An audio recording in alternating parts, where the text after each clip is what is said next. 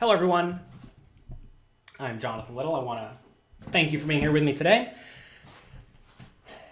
Today, we're going to be discussing when to value bet versus when to check. If you all can hear me, please let me know. We'll go ahead and get started. All right, loud and clear. Good. All right, I feel like we've discussed this topic once. Maybe not, though. This is something that comes up very frequently, very frequently, so we might as well discuss it.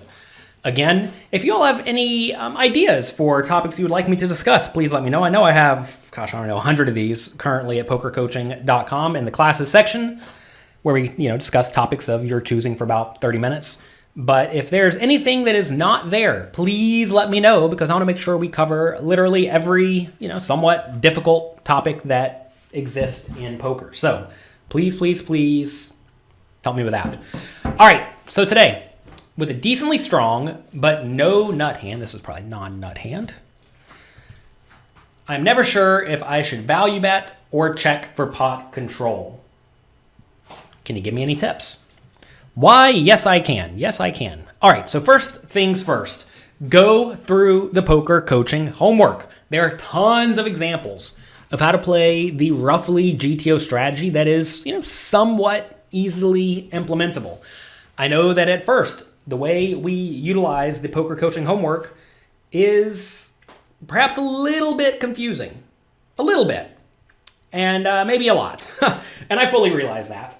But understand, though, that if you go through the homework more than, 5 or 10 times, eventually you're going to start to be able to come up with pretty close to the right answer basically every time. And that is going to be very powerful. Now, you're not going to be playing like the perfect GTO strategy or anything like that, but it's going to be like kind of close. And if it is kind of close, that's going to be probably good enough. And you're going to find that typically you want to be betting with your best made hands and your draws as the default. In basically all scenarios, when you are the aggressor on the previous betting round, you're going to want to be betting with your best made hands and your draws. Almost like period. If you are the passive player, you're going to be doing a lot of checking, but with your best made hands and your draws, you typically want to be betting. Now, as you have a larger range and or nut advantage, which means that your whole range fares very well against your opponent's range, or you have just way more nut hands in your range than your opponent's range, that's going to allow you to bet and or raise wider, both for value and with bluffs. Okay, that said, at the end of the day, maximally exploiting your opponent will yield more profit than just trying to blindly follow the GTO strategy. It's important to know roughly what a GTO strategy looks like, but it's also important, perhaps even more important, to know how to adjust from it. But to know where to adjust from, you have to know where to start, which is why that's where we usually start, with the roughly GTO strategy. Okay?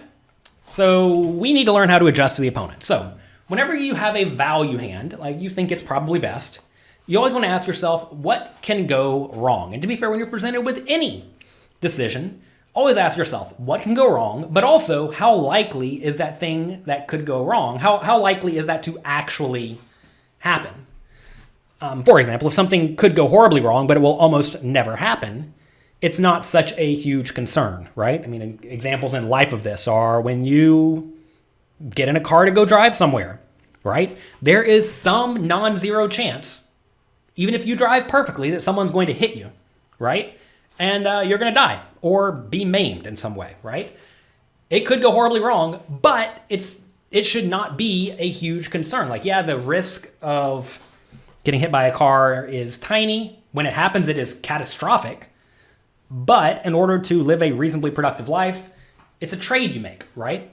I know that's a pretty, bleak or savage example, but in poker, like say you're value betting the second nuts on the river, and you could get check raised, and that could go horribly wrong because maybe you end up making a really nitty fold, or maybe you end up getting stacked.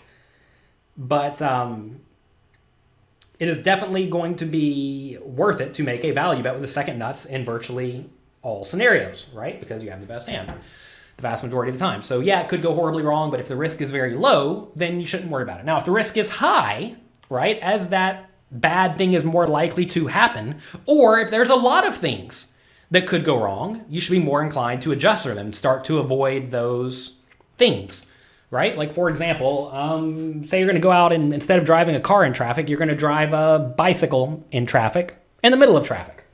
Well, you're probably way more, I don't know, I could be wrong about this, but you're probably way more likely to die driving a bicycle than you are driving a car in the middle of traffic, especially if you go on the interstate or something like that, right? If you go on the interstate and all the cars are going 60 miles an hour or 90 miles an hour like they do in some places, and you're driving a bicycle going 10 miles an hour, it's probably not going to go so well, right? There's a lot of bad things happening for you. First off, you're going way too slow. Second, it's probably not even legal to drive a bicycle on the interstate.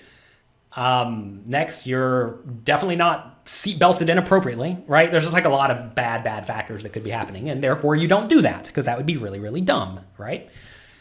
In poker, there are some things that are like really, really dumb to do. For example, you get to the river and you have a hand that's best, 52% of the time when you get called, but sometimes you also get raised. It'd be really bad to value bet there. Let's say you have the best hand when you get called 20% of the time, as you very often will when you have like bottom pair and you bet the river, right? Say you bet the river with bottom pair for value. Well, all the better hands are going to call you. And a lot of people do things like they put their opponent on only busted draws. Therefore, if they have a busted draw, I have the best hand. So if you have the best hand, then why not value bet, right? Well, the answer is because whenever you get called, you lose. And you don't want to be in a scenario where when you bet and get called, you lose. That's going to be, well, detrimentally terrible for you. So you always want to ask what could go wrong, how likely is it to go wrong? And as it becomes more and more likely to be horrible for you, you should try to sidestep that, right? Okay, so let's keep that in mind as we move forward. Next, how likely are you to be beat? This is a classic poker question, right? Whenever you bet for value and get called, you want to ask how likely you are to have the best hand, right?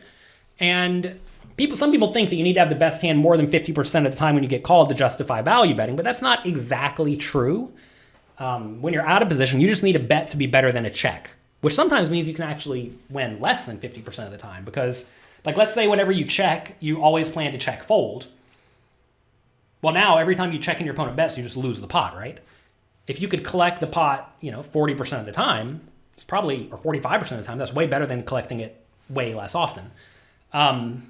Also, when you're in position, when you value bet and you get raised, that adds a big wrinkle to the problem. As your opponents play better and as their ranges get stronger from out of position because they know to check with some of their best hands, well, then now it's just substantially more likely that they're going to check raise you, which means you don't actually have the best hand as often as you think you do. It's a little bit easier to value bet against weak, tight, straightforward players. Like if you're playing against small stakes, straightforward cash game players or tournament players who literally when they check the river, they have worse than top pair, period. Because if they have better than top pair, they'd always bet it.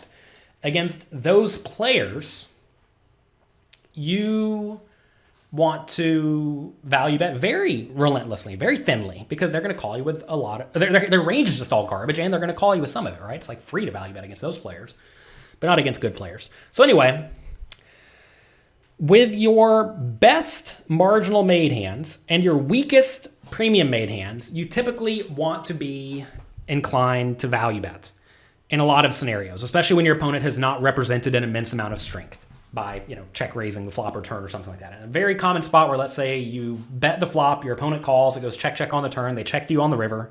If you have something like top pair, good kicker, it's probably right to value bet. But as your made hand gets weaker and weaker, like let's say it's middle pair top kicker or an under pair, like say pocket tens on queen, jack, 3. That's a spot where, maybe you bet the flop. When it goes check, check on the turn, you probably don't want to value bet the river because a queen's never going to fold, a jack's never going to fold, and worse hands are going to be somewhat unlikely to call. So with your weak marginal made hands and your marginal made hands, you should be more inclined to check. So the difficulty here is figuring out where that line is, right? And you want to compare your hand to your opponent's range and see roughly where it falls among their calling range, which is, sometimes easier said than done. But as a general rule, if one of the streets got checked, if you have top pair, pretty good kicker, second, third, fourth kicker, somewhere in there, it's usually right to value bet unless you're going to get raised very frequently. Now, here's the other thing. Will you have to fold to a raise? So again, how likely are you to get raised, especially by a worse hand or a draw? Some people, when they raise you, they literally raise you only with the nuts. Against those people, it's actually okay to value bet kind of thin, because when they raise, you're not making a incorrect fold, right? You're folding appropriately. And when you fold appropriately, then you're fine, right? But if you're going to fold incorrectly sometimes, you've taken a hand that has roughly 100% of the pot's equity, something like that, whenever it goes check, check, or 80% of the pot's equity, whatever it is, and you now don't collect all of it. So when you don't collect all of it, that is detrimental, like absolutely detrimental.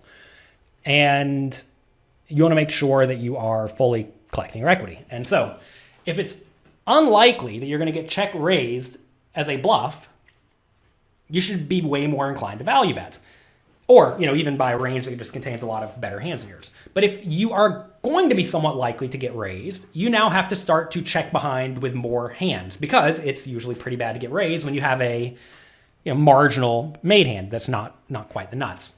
So as your opponents get better and better, and just generally more aggressive, because you really don't want to be putting a lot of money in a roughly 50-50 scenario, or roughly break-even scenario, which is usually what you're going to be in when you bet the marginal made hands and get raised. If you want to not be in those scenarios, an easy way to sidestep them is to check. However, in exchange for just checking behind, you lose value, right?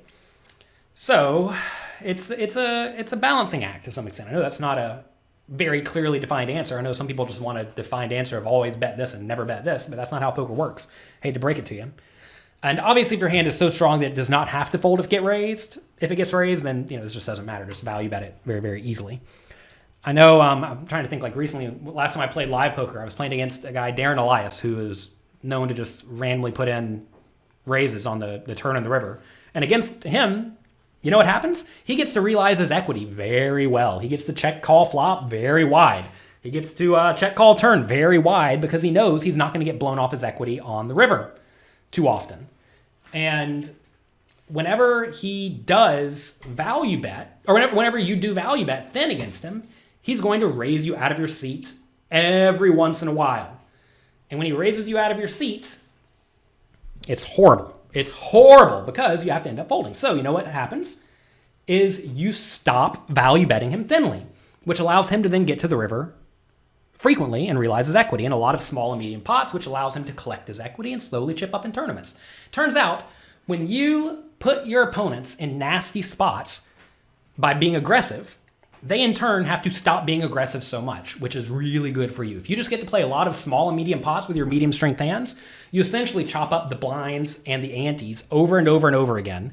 And if you chop up the blinds and the antes and your opponents are not chopping up the blinds and the antes, that's going to result in you chipping up, right? This is why you see the loose aggressive players chipping up, because they're winning more than their fair share of these small and medium pots. And they also get to sidestep some of the big pots when they feel inclined, or whenever they know their opponent is not going to get too insane against them. So anyway, that's that. If you have to fold to a raise, you have to be way more inclined to check it back. All right, next.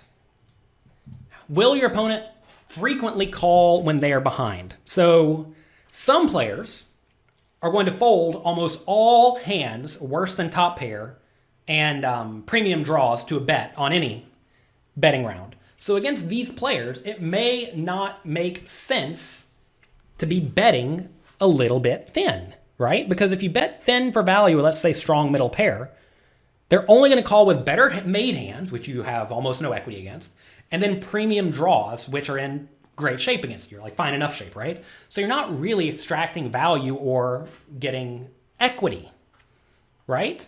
So when you're not going to extract value / get equity, there's no real point of betting. It turns out when your opponent folds most hands worse than yours, when you value bet, you're not extracting value. You're now just like protecting your equity against a hand that has almost no equity. Because if your opponent has, let's say middle pair when you have top, or let's say you have middle pair and they have worse than middle pair, they probably have 5 outs or something like that. And if they have their 5 outs, whatever, give them their 5 outs, because they're not going to put in money otherwise. That said, as there are a lot of draws available, meaning it's more likely your opponent has a premium made hand, I'm sorry, as there's more draws available, it means your opponent's less likely to have a premium made hand. They're more likely to have a draw. As they're more likely to have draws, you should be more inclined to protect against the draws, right? So on very uncoordinated boards, you should not be value betting somewhat thinly against players who are always going to fold their marginal made hands. But on the draw heavy boards, you should be more inclined to value bet a little bit thinly because these players, assuming they're not going to raise you with a draw, when they do call, they're going to have a draw that you're ahead of more often than not, right? Does that make sense? Maybe a little bit counterintuitive. So anyway, those are the main factors. Let's discuss an adjustable example here, an example based on our hand or many various type of hands. So let's say you raise ace jack and the big blind calls. Doesn't really matter what position we're in. Flop comes queen jack 3, you bet they call with ace jack, turn is a 2. All right, so queen jack 3 is a board that you may want to bet very, very frequently, right? So say you bet queen jack 3 very frequently, they call, and the turn is a 2, they check. Can we continue value betting the ace jack? Well, let's discuss the types of people we may want to bet the ace jack against and go through that. So let's say we think the opponent is going to be the type of player I just told you, who's only going to continue with a good draw or a queen. All right, if they're only going to continue with a good draw, what good draws are there? Well, there's exactly king 10. That's it, right? So there's not even very many good draws available. I mean, I guess there's 10-9. So there's 2 good draws available. Besides that, there aren't any. And against king 10, we actually block one of their outs, which is nice.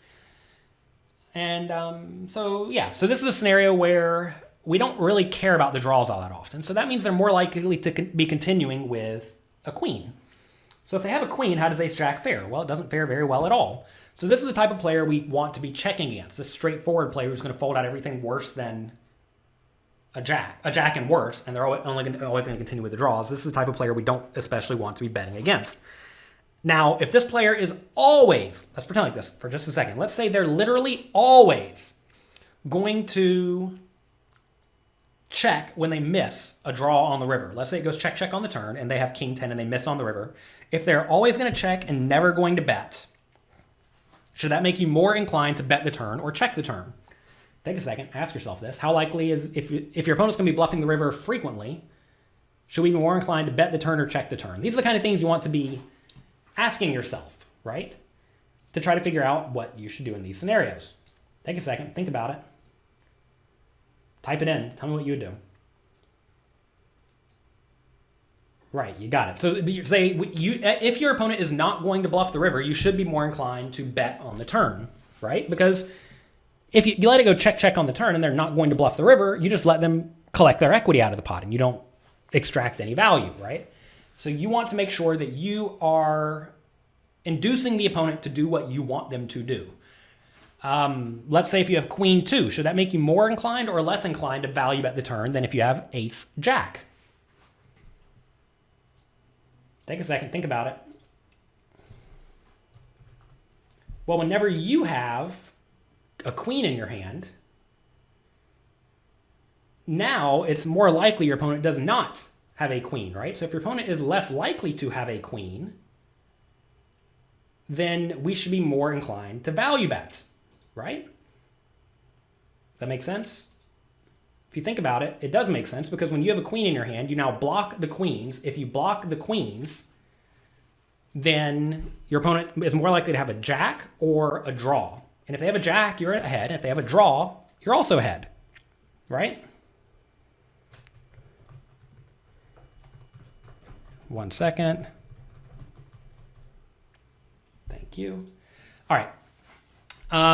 What if you have pocket 10s? Well, now, pocket 10s is a hand that you should essentially never bet on the turn, right? Because with pocket 10s, you block the draws. Remember, the draws that are obvious are king 10 or 10-9, right? So with king 10, well, you block it, so it's less likely the opponent has it. And you block the 10-9, which means the opponent is just substantially more likely to have a queen or a jack. And a queen or a jack is not going to fold, most likely. So you do not want to be betting with that hand. Okay? Now, let's, instead of saying we're against a relatively straightforward player, let's assume we're now against someone who is a extreme calling station. We've paid attention. We know that our opponent is going to call a bet with, let's say, any 3 or better, which, is pretty wide. So if they're going to call with any 3 or better, well, now we can definitely value bet with ace jack, right? Because they're going to call with a queen, which we lose to, but they're also going to call with any jack. I realize we blocked the jack, but it's still possible. And they're going to call like pocket 6s and ace 3 and 4-3 and all this junk, right? So as they're more likely to call with a wider and wider range, that should make us more inclined to value bet with a wider and wider range. Okay? Should we still value bet with pocket 10s? Probably not. 10s is just such a bad hand to bet here, because it loses to all the queens and jacks. And obviously, even a loose player is more likely to have a queen or a jack in their hand than they are to have a 3, right? Or pocket 6s type hand. So you do not want to be value betting with 10s basically ever here. But ace jack is certainly viable, but queen 2 is even more viable. However, I do want to make it clear, like ace jack and queen 2 are not all that different here. Like, yes, you should value bet queen 2 more than ace jack, but it's not like there's a substantial difference. The difference between ace jack and pocket 10s is substantial, though. What about someone who's going to raise you a ton on the turn? Take a second, think about it. What other variables do we need to consider?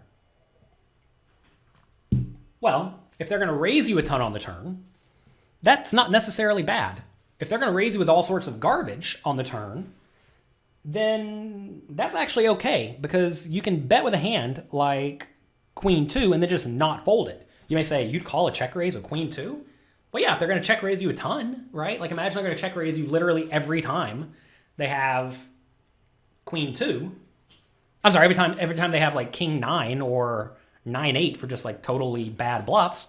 If they're going to be check raising you incredibly aggressively, in turn, you can just bet the queen 2 or queen 2 for value. I say queen 2 here, my bad. Let's make the turn a 4. I meant pair no kicker, not 2 pair. This whole time I was thinking queen 2 meant queen X. My bad. That's what happens when I don't read. In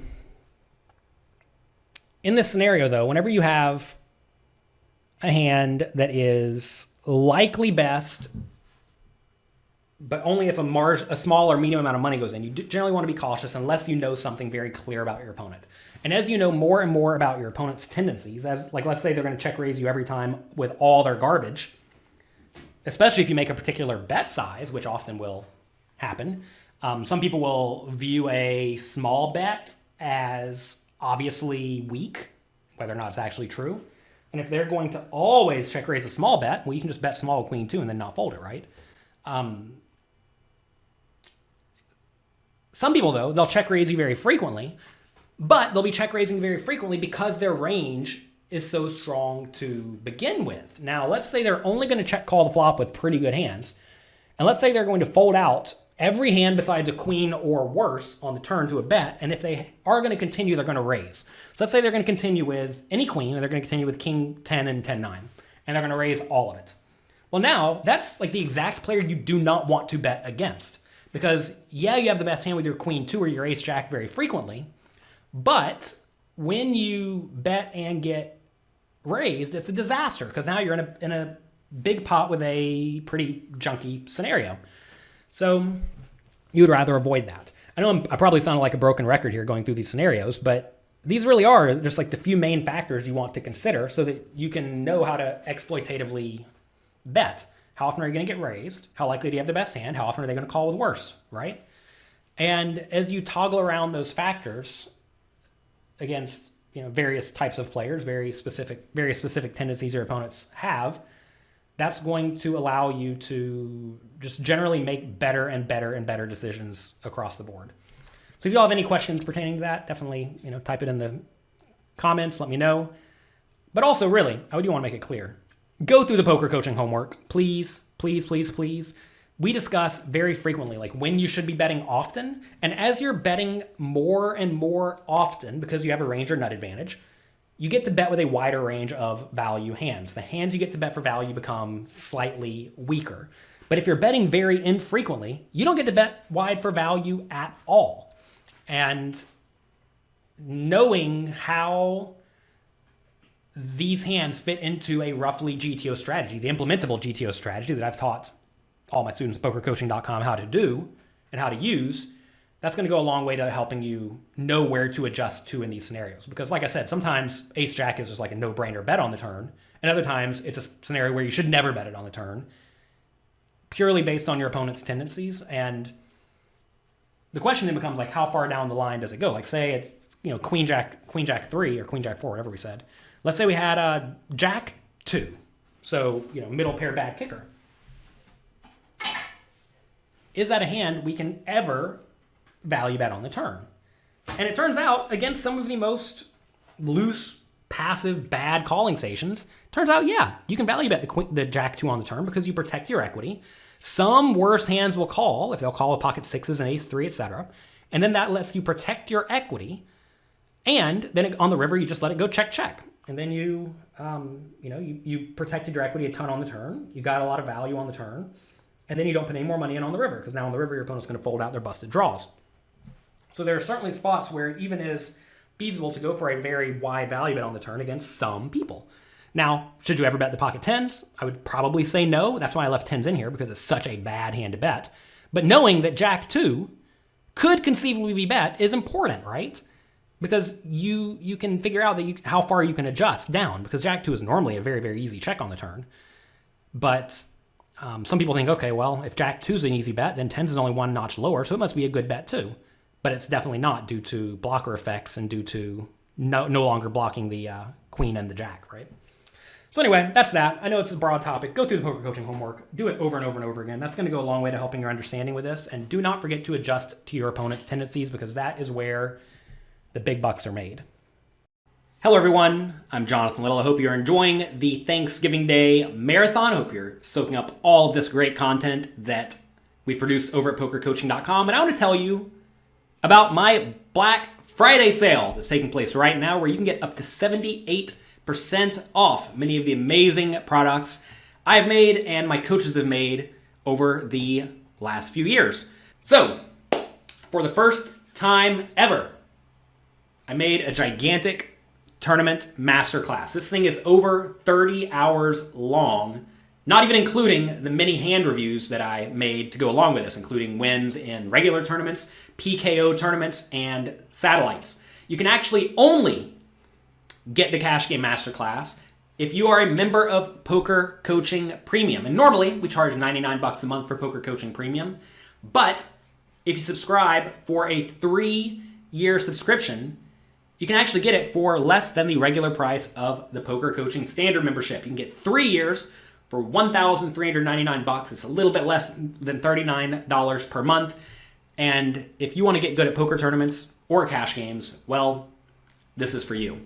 Here's one of my students, Blaz Zerjau. You may have heard of him. He turned $5 into $1.3 million on Party Poker a few years ago.